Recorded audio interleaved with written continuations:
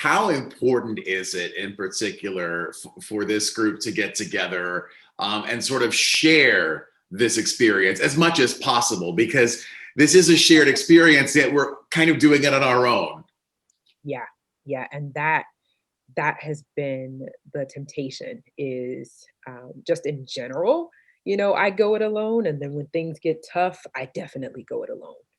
But really, we can't afford to undervalue social capital, particularly not now. And so, when I'm talking to business owners, I'm trying to uncover those pain points. Some of the things that I'm hearing is, can I pivot? Is a pivot even possible for me? Is there a new business that I can start? Are there opportunities that I don't know about? Where do I begin?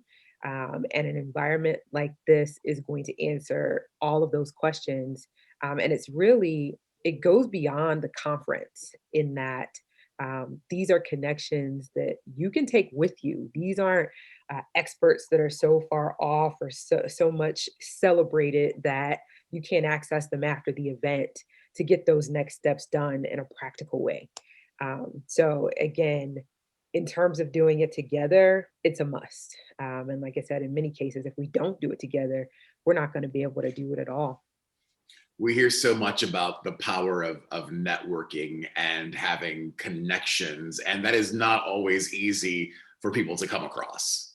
Right, right. And um, another kind of facet of marginalized group is not necessarily knowing who to access for what or what resources even exist.